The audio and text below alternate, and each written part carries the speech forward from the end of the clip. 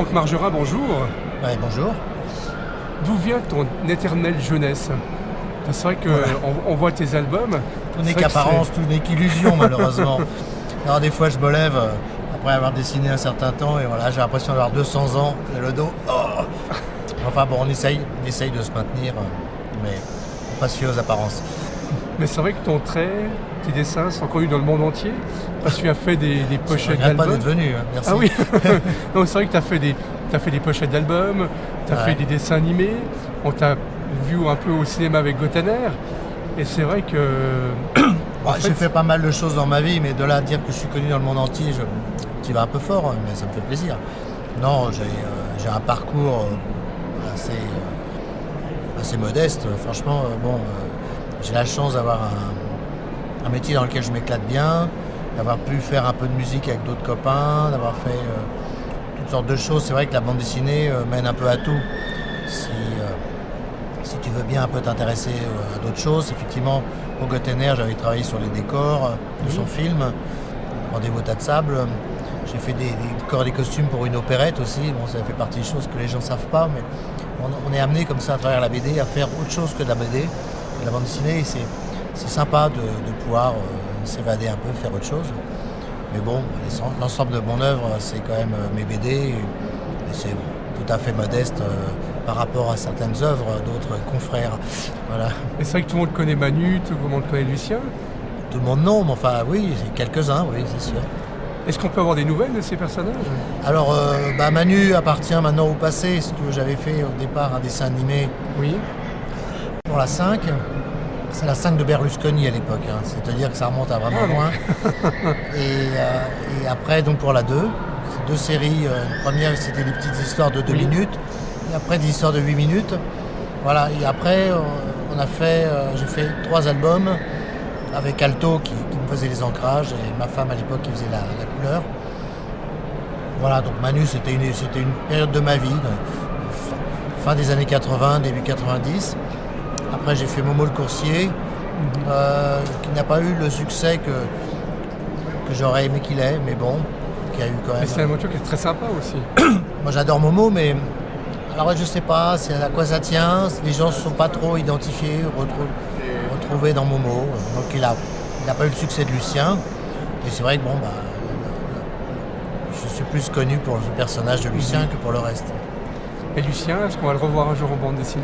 Alors je suis censé y travailler, comme j'ai fait pendant 4 ans des bandes dessinées avec Marc Quadrado, voilà, justement, une série qui s'appelle Je veux une Harley. Du coup j'ai un peu délaissé Lucien, donc je m'y remets, mais c'est un peu difficile de s'y remettre parce que avec le recul, j'ai toujours l'impression d'avoir un peu abordé tous les sujets auxquels je pense actuellement. Je dis non, ça j'ai déjà fait, non, ça j'ai déjà fait.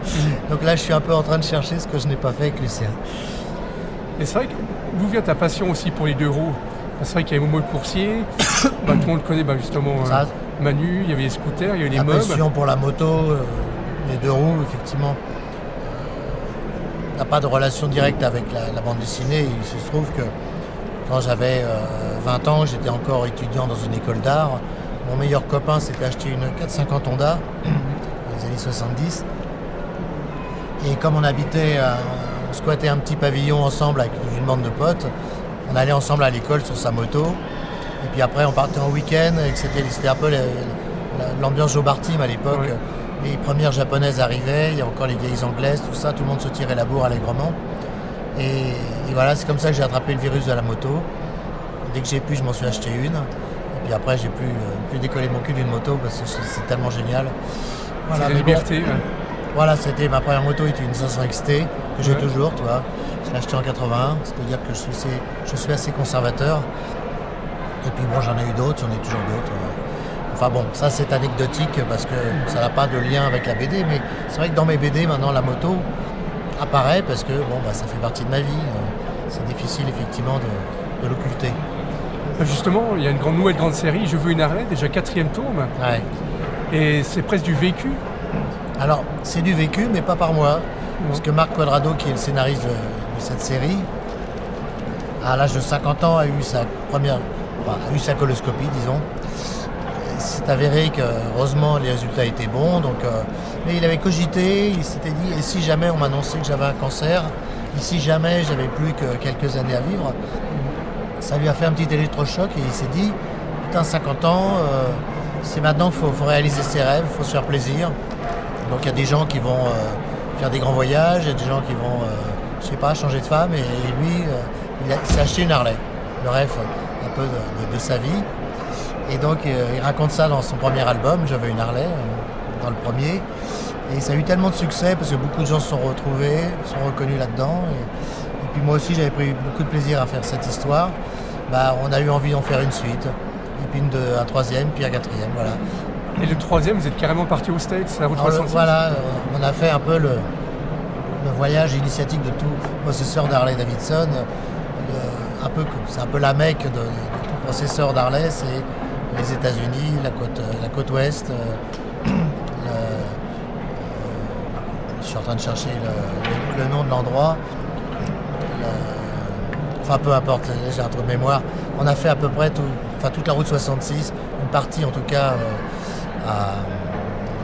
aux États-Unis, et on s'est régalé. On a fait un album après qui raconte à peu près ce qu'on a vécu. Ouais. Parce qu'on sent que c'est du vécu. Oui, mais c'est vrai qu'on fait d'autant plus mouche qu'on raconte des choses qu'on a vécues, parce qu'on sait que d'autres gens les vivront ou les ont vécues. Et voilà, les gens, ça les amuse. Et dans le quatrième album, vous êtes parti faire du camping comment? Le quatrième album, Marc raconte toujours du vécu. Ouais. Son frère, qui s'appelle Michel, je crois, qui est un mystique pas possible, s'est retiré dans une petite maison dans les Alpilles.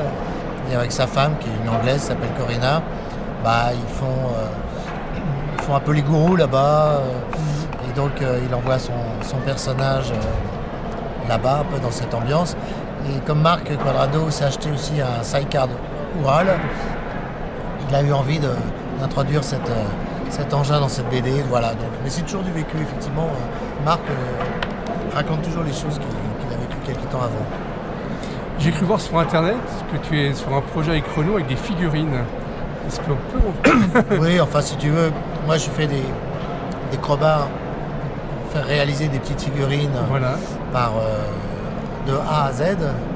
C'est une boîte qui donc réalise principalement des figurines de Lucien.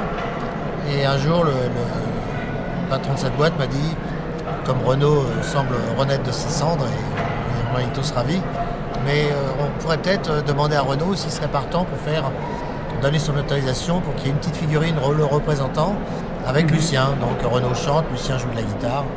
Donc j'en ai parlé à Renault, il a dit ouais c'est marrant, ouais, super. Enfin, il avait l'air content, voilà. Ouais. J'imite très bien Renault. Et donc c'est parti comme ça. Bon, maintenant le prototype est en train de se faire réaliser. Je le montrerai à Renault pour avoir son accord. Et si tout va bien, ça sortira bientôt. C'est cool. C'est marrant. Alors je te remercie beaucoup. Je t'en prie, Paul, c'était un plaisir. Un grand plaisir. À tout bientôt. À très bientôt. Merci. Ouais, ciao.